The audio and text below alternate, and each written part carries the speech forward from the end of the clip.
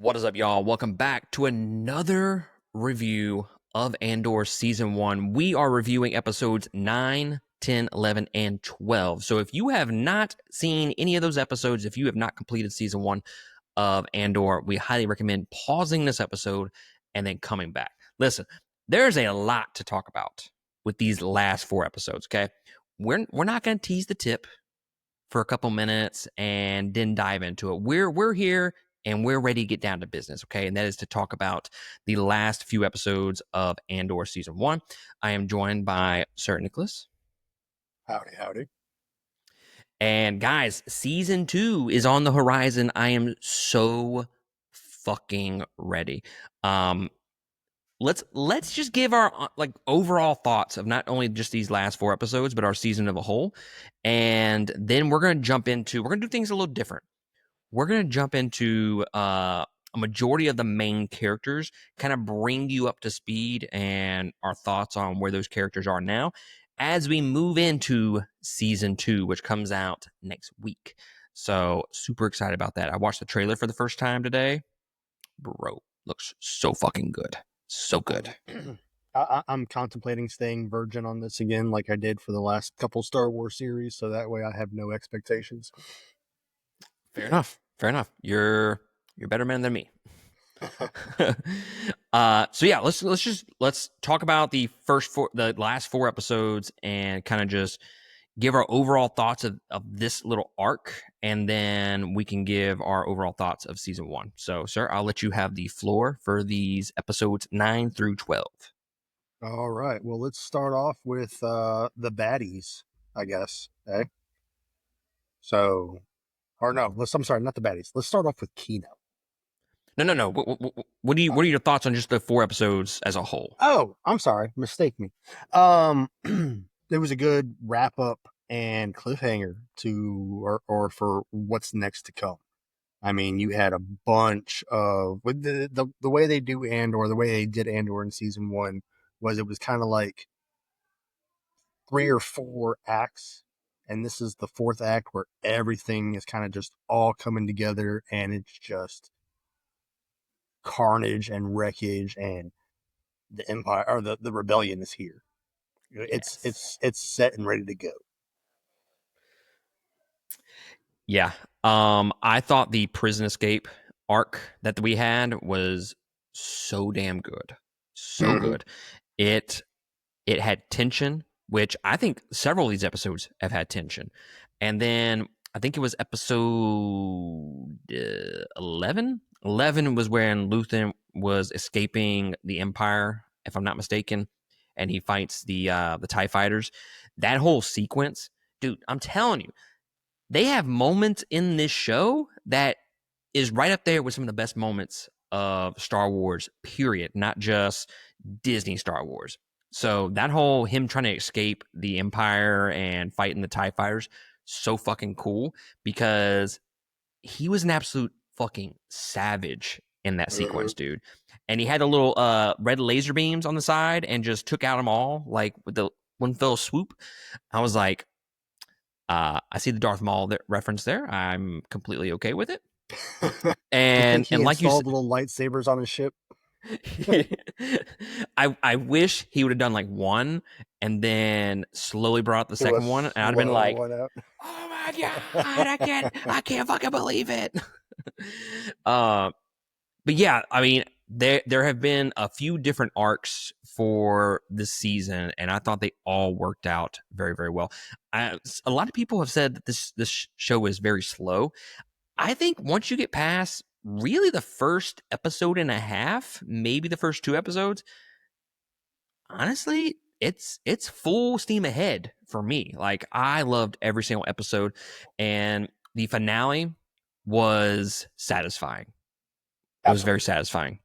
And Um, that's why I had warned you, because I know you're like a 1 episode, 2 episode kind of guy. You're gonna test it, and if you don't like it from there, you're not gonna bother. I'm like, dude, this is one. It's a slow burn at the beginning.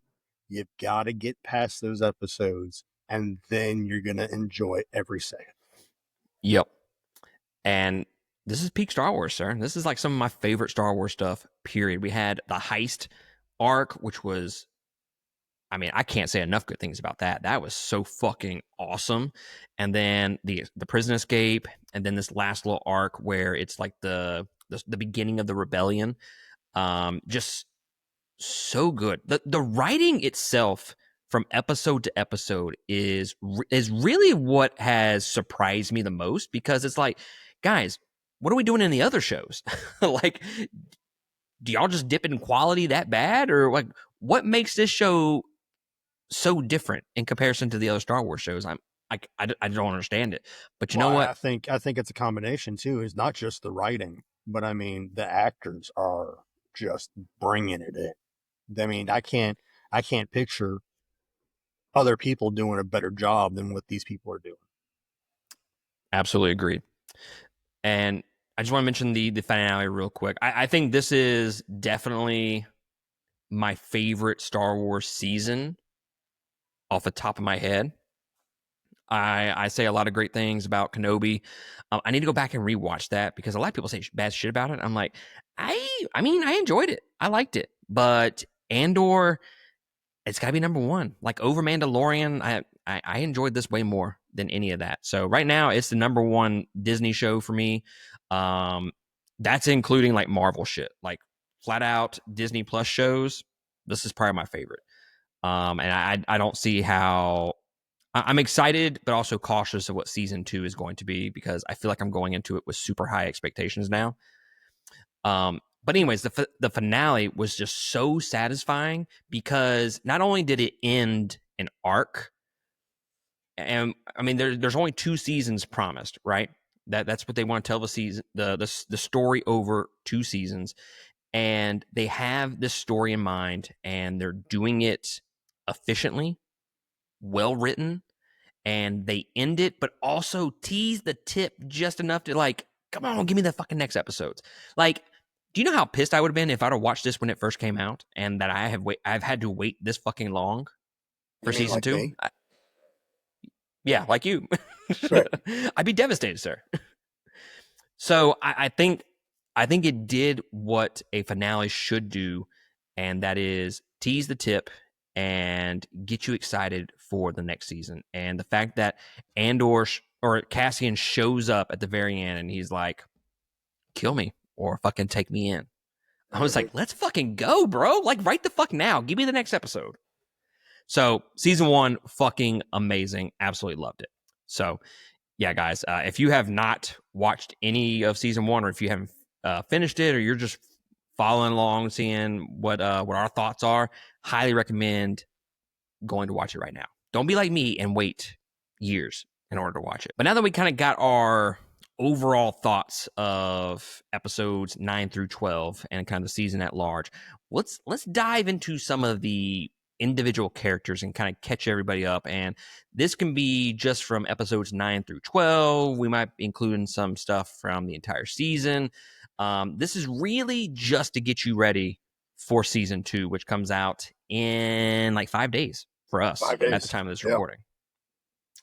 So let's start with Kino, sir, Let's start because with Keenan. bro, bro, like I'm devastated, but I'm also like, he was awesome at the same time. You know, it just a great character. I think Well, a slow and that build of a character. right. And it was yeah, his initial like I'm just here, I'm doing a job, I'm getting out of prison in like no time.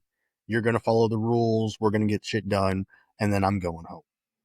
To his progression of realizing I'm never gonna leave.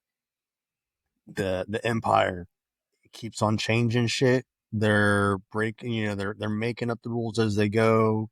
Oh shit! Now this guy that just got released on this one floor is put back on a different floor, even though it was after his sentence was done. I'm never gonna leave. And he goes from that not really Empire sympathizer, but just complacent, compliant inmate to going, fuck this. We're Fuck getting this out now. place. Right. Fuck this place. We know that phrase all too well, sir. I really enjoyed his character over what? How many episodes was it? 3, I think we had him three, 4. maybe four. Yeah. And at first, I'm as I'm watching it, I'm like, man, this is I don't know. Like I dig the character, but Andy Serkis with this character, I'm trying to figure out how he becomes like with like how he groups up with Cassian because that's He just the deserves more. expectations that I have. Yeah, he Right. deserves more, you know. And like I said, it was a slow build of a character until I want to say it was episode 9, where at the very end he sees that guy die, and he's just like, "Fuck this place." And then episode 10, it takes a little bit. It's like he almost kind of like he's cautious about doing it. Like he wants to burn this place down, but like at the same time, he's like, "Let's not be too hasty with this." Right. And then he just And, full sin and commits. yeah, and Cassian's just like, fuck it, we're doing it tomorrow. It's tomorrow. This is crazy talk, guys. Hold the fuck up. So I loved Kino, and what pisses me off the fucking most, and when I say pissed off, I mean I am just heartbroken by it, and that is how we got like his character's no longer with us, man. Like we part ways with Kino because he can't fucking swim. He can't swim, So and they're many, on a prison island. I have so many emotions on that. Okay, it's like on one hand, I'm pissed that that's how we lose him. It's like a little simple, a little too simple. But like on a deeper level, if dude is so fucking tragic when you think about it on like a deeper level, it's like he goes through all of this work to escape. He does day to day, and he's just buying his time till he gets released, and then he has this moment where he's just like fuck this place, and he thinks he's about to get out up until the moment that he sees the fucking water, and he does all that work and he thinks he's going to be free only for it to be stripped from his hands at the very end. And it's just like, that's so fucked up. And we don't ever see what happens to him. We don't know. Did he jump and just like, I'm free and dive into the water and drown? Did one of the other inmates, fucking lifeguard, rescue swim his ass to the shore? Or did he stay on the platform? We don't know, which makes me wonder, do we see him in a season 2? I don't want to. I love the way his character arc ended to where it leaves it up to us to determine what his fate was. I'm completely okay with it. I want more of him, but that's just how great of a character he is in the show. Like, of course, I want more of him, but at the same time, like I just mentioned, it fucking sucks that that's how you die. Right. So that's in my mind, he fucking died right there, and That's I'm kind of my okay thought with too. I'm kind of okay with moving forward. I'm at peace Right. with it. But still, fucking great character, man. And he had some great moments. And look, listen, I am an Andy Serkis dick rider, okay? Through and Right there through. with you. Right there with you. the dude he brings so much like gravitas to the role. It's kind of insane. He is 100% a scene stealer every single time he's out there. And I can't get enough of it, his character. But on the flip side of things, while I'm watching this, and specifically episode 9, when he kind of realizes that the Empire is not going to release them, it just makes me wonder, like, Andy Serkis, he didn't win an award for playing Smeagol. No? I don't think so. He didn't win an Oscar. Hold on, You gonna pull we up will the Googles? verify this. Did Andy Serkis win an Oscar for Golem? No, he did not. So it makes me like that is just fucking heartbreaking, dude. Like the dude was so Absolutely. fucking good as Smeagol. Anytime you So saw him, fucking he was the only good part of the Hobbit movies. I I knew I knew to let you finish that, but the way that sentence was going, I got a little scared. Not gonna, my heart kind of fell out of my chest a little bit. I was like, wait, where the fuck is he taking this? But yes, you're right. He was the best part of the Hobbit movies. Not saying much, but yes. But the fact that he didn't win an award for that is absolutely fucking crazy because I go back and I watch him in this show, and then I think to myself, like, just on the surface level, did you even fucking know he was Smeagol? Like he was Smeagol in those fucking movies? I mean, we know it, but like he We got do, but so lost in that role that you can't really recognize him, mhm, especially with his voice and all that shit. Like I don't want to turn this into a Lord of the Rings episode because we could talk about that for hours. But my point is, Andy Serkis deserves an award for something in this fucking world. Okay. And absolutely. the fact that he didn't get Smeagol for it blows my mind. Now maybe he'll get it in Batman too, because isn't he Alfred? Yes.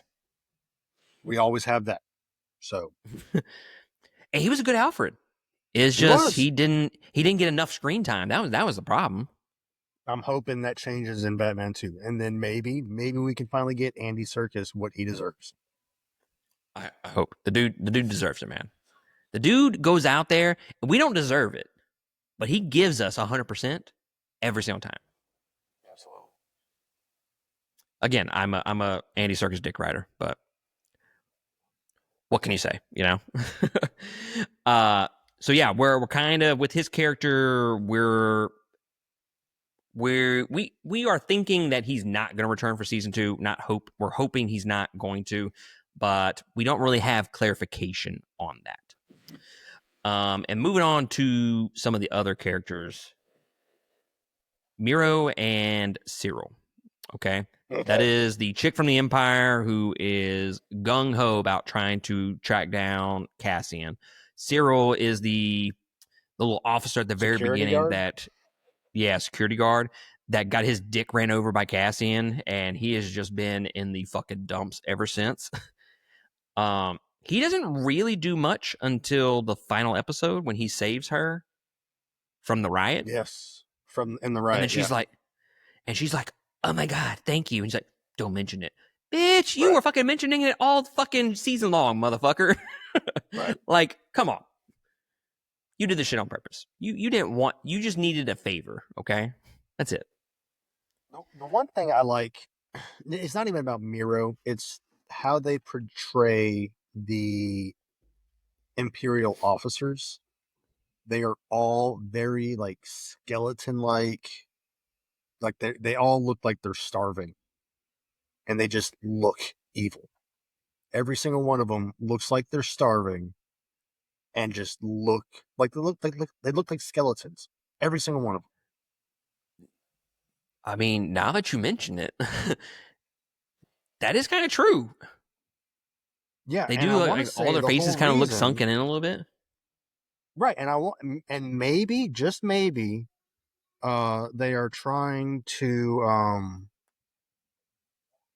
typecast the general from Tarkin from Episode 4, because he had that Yep. skeleton look. He was really Mm-hmm. tall, lanky, sunken, and it's like every single one of these officers looks just like Tarkin. I mean, you're not wrong. You're not wrong. Now that you have brought it to my attention, you're right. But the good thing about what this show has done is they actually give these people personalities and They're not actually just kind a of make them, two-dimensional character.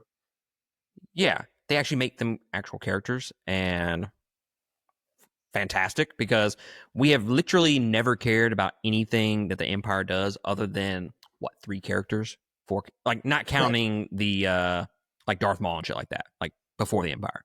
right. So Vader, Palpatine, and who else? You had 2. you had the officers on each Star Destroyer that Vader kills that you meet Uh, for, Ben Mendelsohn, whatever his character's name was in Rogue One, yes, in he Rogue was One. fucking cool. So yeah, I mean, just a few characters from the Empire are actually like characters that you actually enjoy. So the fact that this show has given us multiple of those characters, I think is a good testament to the writing of this show and Mhm. their attention to detail and the fact that they want us to not necessarily care for the characters, but give us reasons to hate them. You know, like the best villain is one To at that you least understand their literally can't motives. fucking stand. Exactly. Right. But we at Exactly. least have kind of motivations. Like Mira is trying to, first off, she wants to squash something before something happens, but you can definitely see she's an underling and she really wants to just climb to the top. She wants to be the head honcho. And then And then Cyril, Cyril was he's just just a pissed little off. bitch. Yeah. Like he got his dick slapped too many times, and he's just like, I want payback. Yeah. I mean, I respect it. Like, hey, if someone slaps Right. me in the dick as hard as Cassian slapped him in his dick, by all means, I'm getting revenge. So yeah, I'm excited to see where this relationship goes for season 2 now, because now they are effectively all season long they have been at odds with each other, and now that he has saved her, she's kind of indebted to him. So where does Yeah, that but I storyline still go think forward? she's probably gonna put him in prison for stalking her and then move along her merry way. I saved you, but did you though? I was almost already like out of the crowd. Okay, Right. And you really, I told you to stay where you were and you didn't listen. So there you go. right. Disobeying direct orders. Let's talk about Marva, because she has just a little bit to play in, I think, like technically the last episode, but like she only has a little bit of a storyline going here in the last 4 episodes, and that is her death. About to Um, say, you pretty much I just see her dead. Yeah, but I want to talk mostly about the legacy of her death, because I was not expecting this, and I don't know if I just wasn't thinking ahead like I should be. But her death, I was just thinking it was just something that was going to further the plot along, and it was going to get Cassian back to the planet, and he was just going to have to escape again. Like that's literally what I thought was going to happen. Mhm. I was not expecting her to ignite the rebellion on this fucking planet. And the way her speech kind of unfolded, I was like, okay, so she's just saying some random shit right now. Okay, okay. And then she starts, it just kind of elevates and kind of builds Right. upon each other with every word. And I'm like, this bitch here, she is fucking, this is a call to fight right here. Mhm. And in that scene, not only is what she's saying kind of building upon every word, but the music is building as it's happening, and it builds to this like crescendo. And then we have the explosion in the riot that is like the start of the rebellion. Like shit is Right. now officially on. And yeah, dude, I fucking love that speech. I'm not a huge fan of like death speeches and oh, you need to do this and you'll be okay and like that. You know what I'm talking about? Like that kind of shit for a Yeah. speech when someone dies. This was really fucking good, and I just loved how it slowly built, and they gave her death fucking purpose. It wasn't just a one note death. It wasn't just Cassian's mom died and then he's back to it. She was like not necessarily the leader of this city, but she was definitely that maternal figure that everyone looked up to. She died, and then I'm guessing her husband had been killed by the rebellion or by the Empire years previous. But she dies, and she's just, and it was completely unprovoked too, because she's kind of been just in the corner this entire season. You haven't really been hearing her talk about rebellion or fighting back or anything. She's had nothing to do with Andor for years because he's been in prison and wherever else. For her just to come out not knowing that Andor or anybody else was going to be there and then just say, fuck shit up. Literally. She paraphrased, of course, but like Right. definitely that's what she was saying. Like, hey, is she telling us to like fuck their shit up? Oh yeah, yeah, she's Yeah, definitely doing absolutely. Even the Empire listening on, like, we got to turn that shit off, turn it off, turn it off. Kill switch, kill switch. that.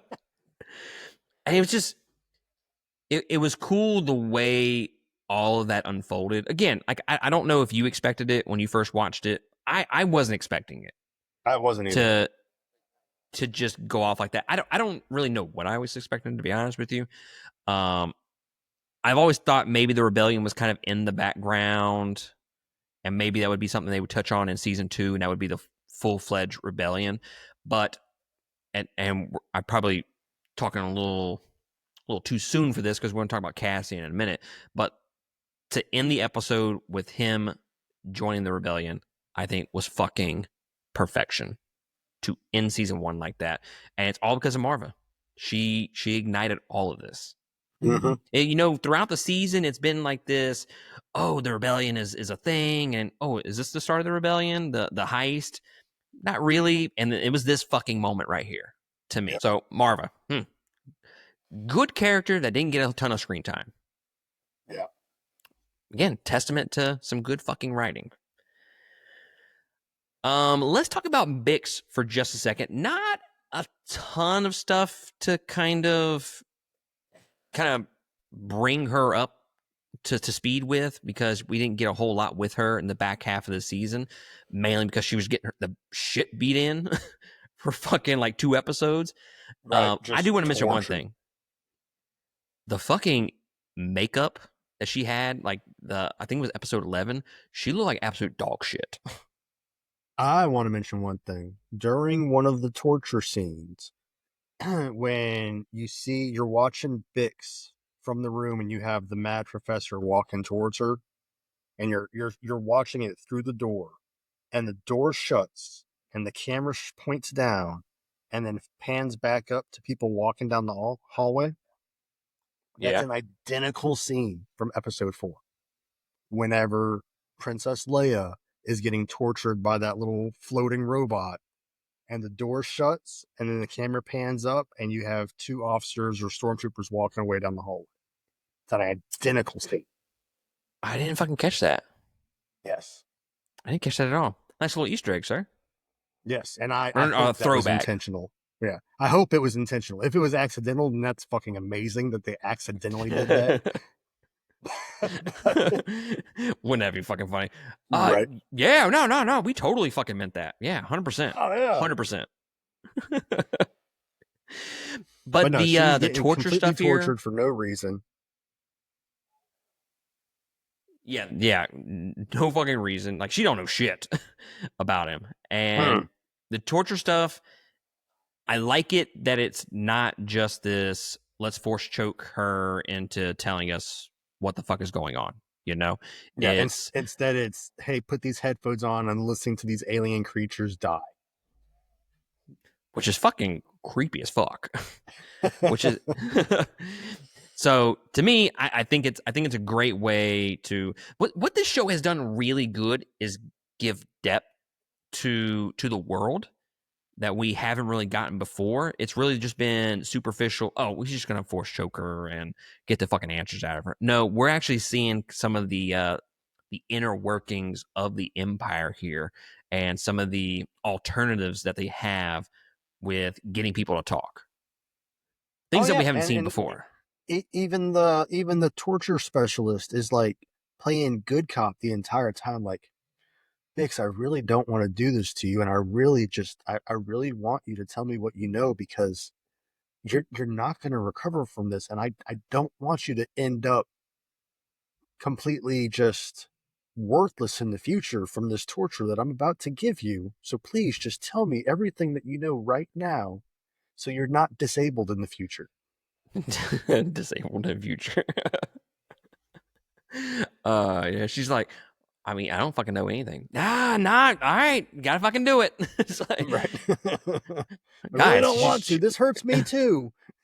It's fun to watch, but it hurts me inside. This hurts me more than it hurts you, I promise you.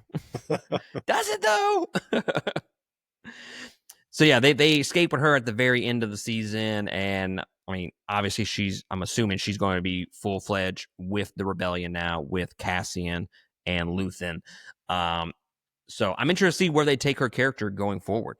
I've seen some stuff in the trailers. I won't really talk about it. It's going to be interesting, I think. I think what they're going to do with that character moving forward is going to be some good shit. Hopefully some good shit. We'll know in 5 days, maybe. We will. Oh, one thing I wanted to mention, the ADD moment. The prison escape episode. Mhm. like I feel like they could have found a better way to escape all that because they're coming down and they have that one trooper up there, one guard, and he's just like shooting everybody down. And I'm like, guys, hello, high ground. Like, did y'all fucking Did y'all not y'all, watch the movies? did y'all not see episode 3? Like if you had, you would know not to do this. But that's all I can think about the entire time. I was like, hello, high ground. Little ADD moment, but my point stands. Let's talk about Mon, and we can kind of include Vel in on this a little bit I think as so, well. yeah. Because she's really these last 4 episodes, Vel is kind of joining up with Mon. She's still trying to look for Cassian, and she seems like she has some ulterior motives going on outside of, is it her sister? Is that what it is? Or is it her cousin? Mon is her cousin, I Cousin. think. I think it's her cousin. I think you're right. I think Maybe it's cousin. I sister. couldn't remember if it was Yeah, I cousin don't or know. sister. It doesn't matter. They're family. Yeah. She's a part of the tree, okay? Somewhere. Um, I think the Mon stuff, I like the Mon stuff. I think maybe when the season first started and we started introducing her, I think maybe I thought it was, I don't want to say weak. It wasn't weak by any means. Like I still enjoyed it, but I thought it was maybe the weak link out of the storylines. It was Like, definitely a different flavor than what Star Wars typically is. yes. But it 100% grew on me the more we got of that because it was, like you said, a different flavor and a different side of the rebellion. It was the politic side, literally and figuratively, of the rebellion. How are we going to bring in this money? How are we going to do this shit in the shadows? But also, kind of, we're front and center in the Republic or in the Senate here, and I thought all that was really interesting. And what they have done with her character over the season was really good because it seemed like she was like really confident at the very beginning of the season, and as it progressed, You it see it seemed chipping like away at her. yes, like she was buckling underneath the weight of the lies, the deceit, and everything just being a part of the rebellion. And the fact that she's like, I am not selling my daughter off to this motherfucker. Uh, Paraphrasing, of course. And she then eventually sells her off to that motherfucker. We Which, say so. So the yeah, motherfucker is the finance, or I'm sorry, he's not even a financier. He's a money launderer essentially. He's like mob, and he's like, I'm not saying I want you to force your daughter to marry my son. I'm just saying I want you to introduce them. no man. He just seemed like I feel like his character would have been good in like Game of Thrones or some shit, where he's Right. just like, look, I'm not like they're speaking kind of like vaguely, but you know what the fuck they're talking about. Like, hey, I'm not saying this has to happen, but I don't know. I would be able to do some things if it did happen. It just Right. seemed like a Game of Thrones style character that could have been in that show. And I Um, guess I guess all of these people are kind of from the same planet. Like they're not all from Coruscant. They're from a different planet that have their own customs and whatever else. Where I guess Mon was pretty much given to her husband as a familial deal, and that's how they got married. And now, because Vel walks in here with Mon's daughter doing Girl Scouts essentially, or more like Bible Girl Scouts. I don't know what the equivalent of that is, but she's doing chanting and rituals and whatever, and Vel's just like, you're not you're not taking proposals, are you? Like you're not going to do that, right? Like we don't do that anymore. And Mon's like, nah, maybe. TBD. But no, man, I like where they have gone with her character, and I hope she kind of gains a lot of confidence in season 2 to kind of bring that arc back around. I don't think it's going to happen. I don't think so. Maybe towards Uh, the very end of the season. Towards the end, it's gonna be towards the end. She's gonna have to. I, we're gonna see her break. I was about to say, I will break you. It makes me think that's what's going to Yeah, happen. something's gonna break, and it's gonna be something to do with her daughter and Luthen. Or her Because husband. yeah, She's maybe, she has but they have alluded to the fact that he cannot be trusted. She's already kind of throwing him under the bus for the fucking for her throwing my them my like off her scent. my missing money. You're gambling again, aren't you? He's like, no, bitch, I gave that shit up. No, no, you went to the casino. I I relate to that sequence so much because it's as a married man, it's just like, bro, I didn't fucking do shit. Why am I getting yelled at? And the dude's fucking like he's innocent, but he's Right. still getting scolded, you know? So I don't know. They've alluded to him not being trusted. I feel like he's gonna betray her somehow. But obviously she shows up in later movies. She was in Rogue One, and then Yeah. she was in Return. Yeah. So I don't think it'll be like a betrayal in the sense that she gets outed. I think it'll be more along the lines of I'm gonna tell, and then I don't know, maybe fucking she caps his ass at some point. I don't know to save the Mm. rebellion, and then maybe what if she caps his ass and then blames it on the rebellion, and then that's how she keeps her cover. Or maybe she loses her cover and then she goes full rebellion leader instead of in the shadows. Maybe a lot of Yeah. possibilities, sir. Mm. A lot of I'm possibilities. curious. I would like to see. We need to have we you know what the next show. Okay, we have Andor. Now we need Martha.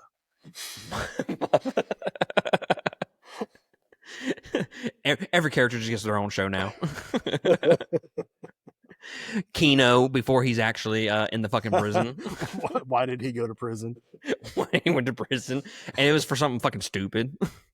Right. Uh, the last person that we want to talk about before we hit up Cassian, Luthen. We talked about at the very beginning of the season that this dude didn't seem like all that trustworthy. I was on board with him. I was like, nah, dude, that dude's trustworthy, 100%, and I was 100% wrong. Um, I really I've enjoyed all of the scenes with him, but where they took his character to the very last scene with him and Cassian's like, fucking kill me, and or let me join the rebellion. And he kind of looks at him, and to me, it just seems like the perfect arc for not only Cassian, more so Cassian than anything, but for Luthen, because what was it, episode 2, 3, where he joins up with Luthen? I think it's 3, if I'm not mistaken. Three. Yeah. 3. So at the very at that episode, he realizes that okay, I can use his skill set, but he's not really a long termer in terms of joining this thing, right? Right. And he sees and hears this response from Cassian, and he's like, "Oh no, this dude's different. We need him."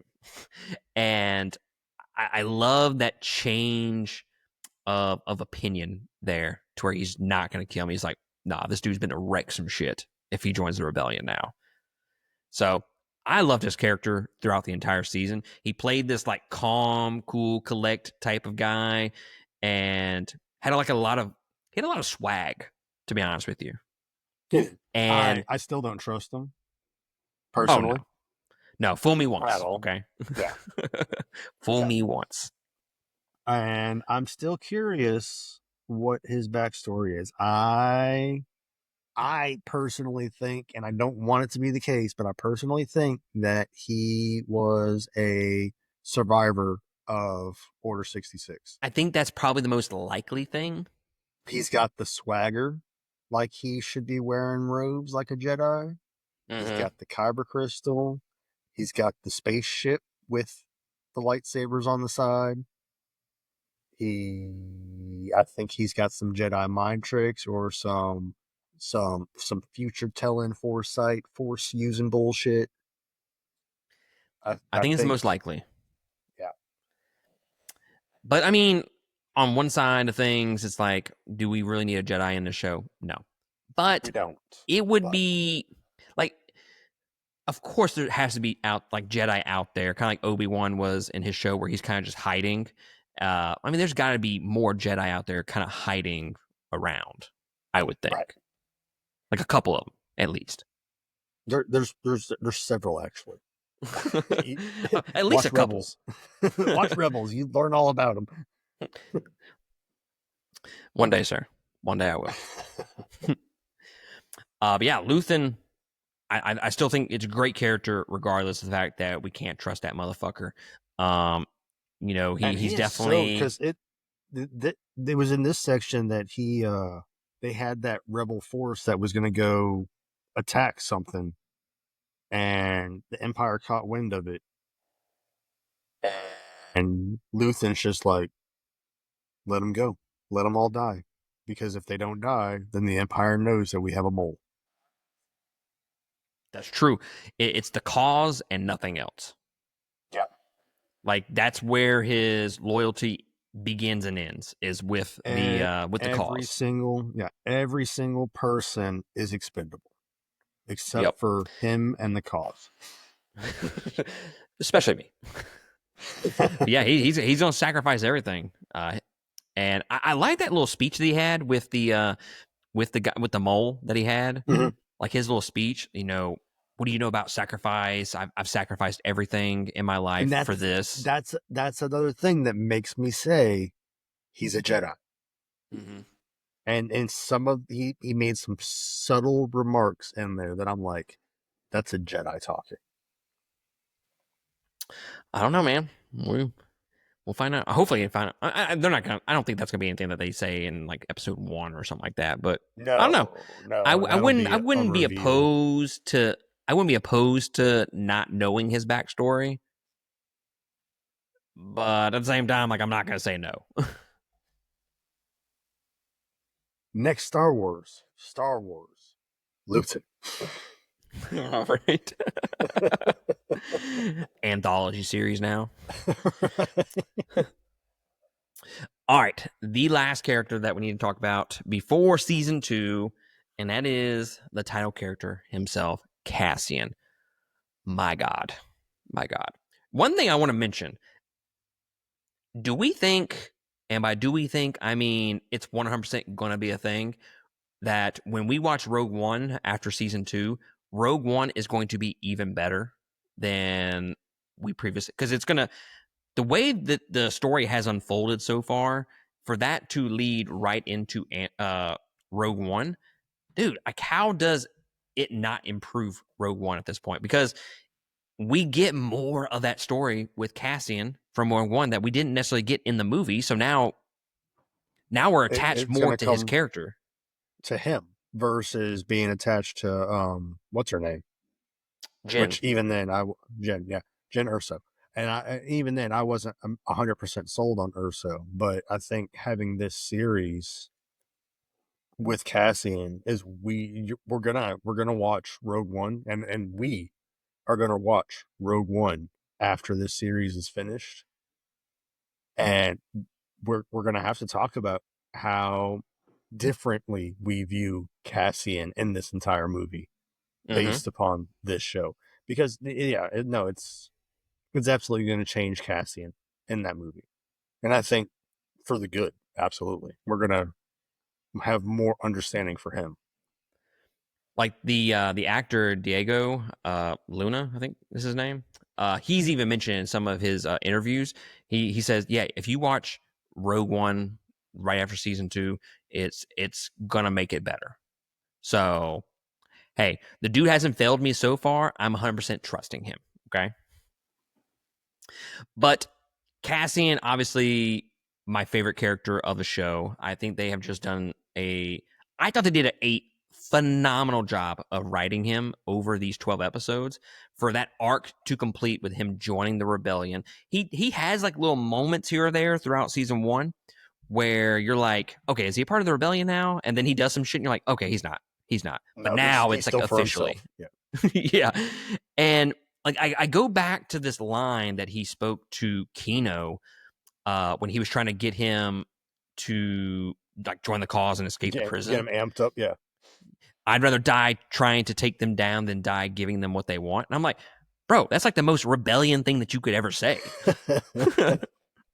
And it's even funnier that Kino uses those the exact same thing that he told him to Do convince a him speech for the to entire escape. area. He uses he Yeah. uses that same speech for everybody else. I thought that was funny. No, And if definitely you good. look at some of the camera work, it kind of cuts to Kino or cuts to Cassian when he does that speech, and you're Cassian, like, "What, motherfucker? That's what I told bitch. you." That was my line. So it's just like little moments throughout the series. It's a slow build. It wasn't just like, okay, 2 episodes here where he's anti-rebellion. He's out for himself, and then okay, now he's a part of the rebellion. No, it was a Right. No, it slow was build. definitely, and then not just him, but anybody he came in contact with kind of got on board as he was getting on board. He was infectious in the rebellion that he was igniting that he didn't realize he was igniting.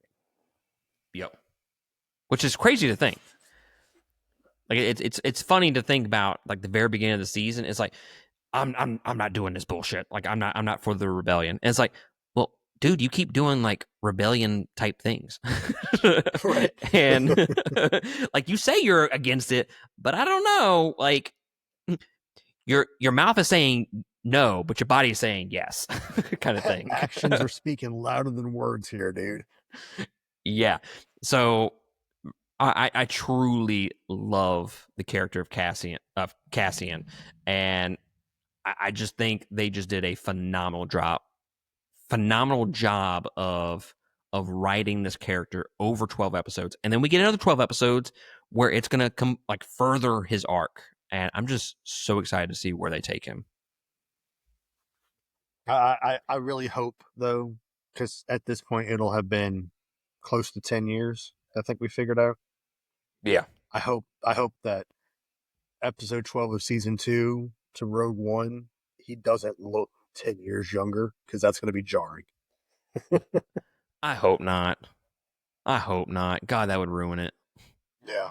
Like, just don't. Okay. Look, we know that it was 10 years ago that the movie fucking came out. Okay. Just it's kind of like one of those things where if you don't acknowledge it, we won't think about it, kind of thing. Mm-hmm. But I if you, really don't want them to try and fix him in the last couple episodes and younging him up yeah, so that I agree way. with you. I agree with you. Yeah. How about the show doing a really good job with some of the more of the emotional moments between not really just Cassian, but all the characters. Um, just writing compelling characters that you just can't help but root for and care for. So, like, my example is Cassian finds out that his mother died, right?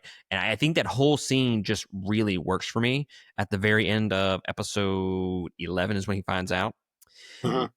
where he's just kind of standing in like this shock state, like disbelief, like he definitely can't believe that his mom just died. And I think the legwork throughout those first 10 episodes up until that moment in episode 11, I think that is why we care so much for that moment. And I think that moment works better from having those previous 10 episodes to back all that up. So I just want to reiterate the fact that the show has some of the best writing in Star Wars, period, if not the best. How about the fact that you actually kind of care and hurt a little bit for a fucking robot? True. B is Yeah. going through some massive separation anxiety. Dude was fucked up. He wasn't fucking talking to nobody. What did that He what did the guy say to him to get him to be like, okay, let's do it? What was it? Oh, we'll stay here one more night or some shit like will that. stay here one more night. And he goes, okay, cool. When he comes right out of his fucking kennel. It's kind of like, hey man, we'll go out for a couple beers. Okay, all right. Yeah. Yeah, we'll stay. I'll stay the night here with you, but then we have to go down the road. Okay, cool. We can do that. We can do that. But I mean, this poor robot is just torn to pieces over her death, and we're all just sitting there like it's a fucking puppy and its owner just died. Hey, but credit to Star Wars, they do a really good job with droids. I don't know what it is They about do droids, for the but most part. for the most part, they do a fucking great job with droids, Yeah. which is crazy to think about. Like, guys, like you have some shitty ass fucking characters, but your droids are pretty damn good. I don't understand it. So yeah, man, I absolutely loved season 1. I love these characters. I love the story. Everything was just so damn good. The Luthen, and the versus the TIE fighters, that was like peak fucking Star Wars for me. Um, and then the heist episode, which might be, I'd probably put it in like top 5 moments of Star Wars for me personally. Probably, I don't know. I'd have to think of some shit off the top of my head. Maybe top 10. Okay, I won't get crazy. I'll say top 10. Top 10 because I got the Anakin versus Obi-Wan fight, the I'm your father moment. We got the Darth Maul fight. So I mean that's 3 right there, just off the top of my head. So yeah, top 10. We'll go with top 10. I won't get Top 10. crazy. But man, I appreciate you joining me for this series, sir. Thank you for having me. I look forward to season 2. Now, for those out there that are watching along with us and listening to us up to this point, we're going to have another guest on for season 2. And apparently, he has told me how much he fucking loves Star Wars and he loves the series of Andor. We're going to have Brandon Cloy join us for season 2 and then Rogue One as well. So just be on the lookout for a little threesome action for season 2. If I you won't have turn it down. watched the Lord of the Rings reviews, then you know all about our threesomes. Indeed. I won't turn it down. Face down. I won't turn it down, though. But guys, let us know down in the comments below, what are your thoughts on the entire first season of Andor? What are your expectations? What are your predictions for season 2? Let us know down in the comments below. And we will catch y'all next week on the season 2. We got to watch 4 episodes for season 2. So But they're it's going coming to be out in 4 episodes. threes. 4? Is it 4? Is it 3? It might be 3. I might Threes. be wrong. It's Threes. 4 parts. Threes. 4 parts, Don't 3 put 4 episodes. hours on it. Okay, I misspoke. It is 4 parts of 3 episodes. There. So yeah, it's a lot to digest in a week. We're gonna see if that model works. We did it for this, and I thought it did fairly well. I So think we'll so. see how they do for this one. But guys, that is going to be it from us, and we will see y'all next week on another episode. Laters.